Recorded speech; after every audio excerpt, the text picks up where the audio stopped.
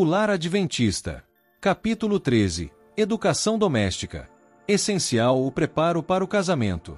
Sob nenhum pretexto deve o compromisso matrimonial ser assumido antes que os candidatos tenham conhecimento dos deveres da vida doméstica prática. A esposa deve ter cultura mental e boas maneiras que a qualifiquem para educar corretamente os filhos que lhe forem dados. Muitas senhoras consideradas bem educadas, diplomadas com distinção em alguma instituição de ensino, são vergonhosamente ignorantes dos deveres práticos da vida. São destituídas das qualificações necessárias para a devida regulamentação da família e por isso mesmo essencial à sua felicidade. Podem falar da elevada posição da mulher e seus direitos, mas elas mesmas ficam longe de alcançar a verdadeira posição da mulher. É direito de toda filha de Eva ter conhecimento completo dos deveres domésticos, receber educação em cada departamento do trabalho do lar. Toda jovem deve ser educada de tal maneira que, se chamada a ocupar a posição de esposa e mãe, possa governar como uma rainha em seu domínio. Deve ela ser plenamente capaz de guiar e instruir os filhos, dirigir os empregados, se necessário, ministrar com as próprias mãos as necessidades do lar. É seu direito compreender o mecanismo do corpo humano e os princípios de higiene, os assuntos relacionados com o regime alimentar e o vestuário, trabalho e recreação, e outros pormenores sem conta que intimamente dizem respeito ao bem-estar de sua casa. É seu direito obter tal conhecimento dos melhores métodos de tratar as enfermidades que possa cuidar dos filhos quando enfermos, em vez de deixar seus preciosos tesouros nas mãos de enfermeiras e médicos estranhos. A ideia de que a ignorância de ocupação útil é uma característica essencial do verdadeiro homem ou mulher é contrária ao desígnio de Deus na criação do homem. A indolência é um pecado, e a ignorância de deveres comuns, o resultado de estultícia que no decurso da vida dará ampla ocasião para amargo arrependimento. As jovens entendem ser coisa servil cozinhar e fazer outros serviços domésticos, e, por isso, muitas jovens que se casam e têm cuidado de família pouca ideia possuem dos deveres que pesam sobre a esposa e mãe. Devia ser uma lei que os jovens não se casassem enquanto não soubessem como cuidar dos filhos que vierem formar sua família. Deviam saber como cuidar desta casa que Deus lhes deu. A menos que aprendam com respeito às leis que Deus estabeleceu em seu organismo, não podem compreender seus deveres para com Deus ou para consigo mesmos.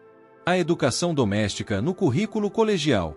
A educação que rapazes e moças que frequentam nossos colégios deviam receber na vida doméstica é digna de especial atenção. É de grande importância na obra da edificação do caráter que os estudantes que frequentam nossos colégios sejam ensinados a assumir a obra que lhes é indicada, submetendo toda inclinação para a indolência. Necessitam familiarizar-se com os deveres da vida diária. Devem ser ensinados a executar os deveres domésticos bem e cabalmente, com o mínimo de barulho e confusão possíveis.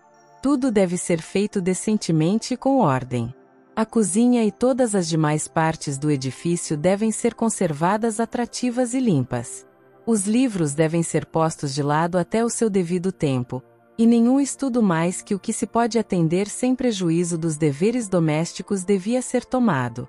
O estudo de livros não deve absorver a mente ao ponto de negligenciar os deveres de que depende o conforto da família. No cumprimento desses deveres, o descuido, a negligência e hábitos desordenados devem ser vencidos, pois a menos que sejam corrigidos, tais hábitos serão levados a cada aspecto da vida, e esta será lesada em sua utilidade. Indispensável a noção de obrigações domésticas. Muitos ramos de estudo que consomem o tempo do estudante, não são essenciais à utilidade ou felicidade.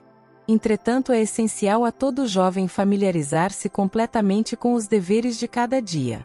Sendo necessário, uma jovem pode dispensar os conhecimentos de francês ou álgebra, ou mesmo de piano, mas é indispensável que aprenda a preparar bom pão, confeccionar vestidos graciosamente adaptados, e executar com eficiência os muitos deveres referentes ao lar.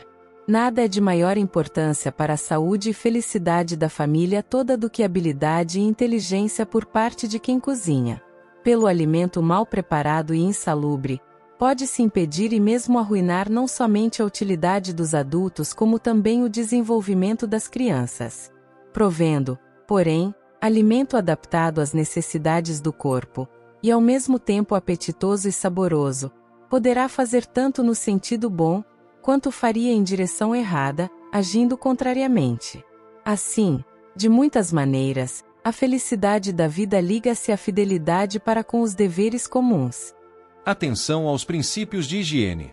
Os princípios de higiene no que se aplicam ao regime alimentar, exercício, cuidado das crianças, tratamento dos doentes, e muitas outras coisas semelhantes, devem receber muito mais atenção do que ordinariamente se lhes dá.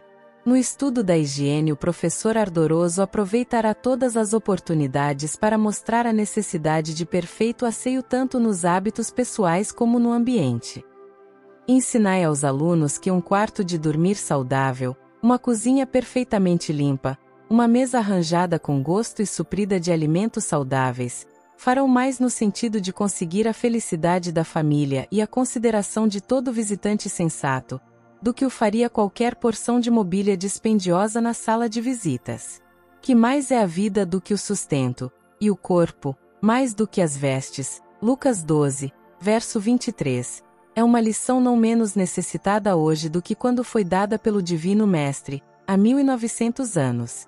Jovem aconselhada a adquirir hábitos de trabalho. Tendes peculiaridades de caráter que necessitam ser severamente disciplinadas, e decididamente controladas antes que possas com segurança casar-te. Portanto, o casamento deve sair de tua cogitação até que tenhas vencido os defeitos de teu caráter, pois não serás uma esposa feliz. Em tua educação tens negligenciado o regular trabalho doméstico. Não tens julgado necessário adquirir hábitos de executar tarefas domésticas. Habituando-se a encontrar prazer em trabalho útil, tal hábito jamais se perderá. Estarás então em condições de seres levada a qualquer situação na vida, e apta para a posição. Aprenderás a amar a diligência. Se encontrares prazer no trabalho útil, teu espírito se ocupará com tua atividade, e não encontrarás tempo para acariciar sonhos fantasiosos. O conhecimento de trabalho proveitoso propiciará a teu espírito insatisfeito e inquieto, energia mental, eficiência, e uma dignidade modesta e apropriada que imporá respeito. Valor da educação prática para moças. Muitos que consideram necessário seja seu filho habilitado a ganhar a própria manutenção futura, parecem considerar inteiramente facultativo a sua filha estar ou não preparada para ser independente e manter-se a si mesma. Em geral, ela aprende pouco na escola que lhe poderia prover ensinamento prático quanto a ganhar o seu pão de cada dia, e não recebendo qualquer instrução no lar no que respeita aos mistérios da cozinha e da vida doméstica, ela cresce inteiramente inabilitada, constituindo um fardo para os pais. Uma mulher que tenha sido ensinada a cuidar de si mesma está também capacitada a cuidar de outros. Jamais será ela um traste na família ou na sociedade. Quando a sorte mudar, haverá para ela um lugar onde ela possa ganhar a vida honestamente e assistir os que dela dependem. A mulher deve ser instruída em alguns mistérios que lhe permitam ganhar a subsistência se necessário. Sobrelevando outras honrosas ocupações, toda jovem devia aprender atividades domésticas, seja cozinhar, arrumar ou costurar. Deve ela conhecer tudo quanto seja mister para uma dona de casa, seja sua família rica ou pobre.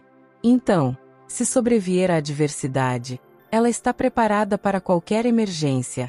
Ela é, de certo modo, senhora das circunstâncias. O conhecimento de atividades domésticas é imprescindível para toda mulher. Há um sem número de famílias cuja felicidade foi posta a perder pela ineficiência da esposa e mãe. Não é tão importante que nossas filhas aprendam pintura, bordado, música ou mesmo raiz cúbica, ou figuras de retórica, como é importante que aprendam a cortar, fazer e remendar suas próprias roupas, ou a preparar o alimento de maneira saudável e apetitosa. Quando a menina está com 9 ou 10 anos, deve-se-lhe exigir que tome suas tarefas regulares nos deveres da casa, na medida de sua capacidade, e que seja responsabilizada pelo modo como desempenha sua tarefa.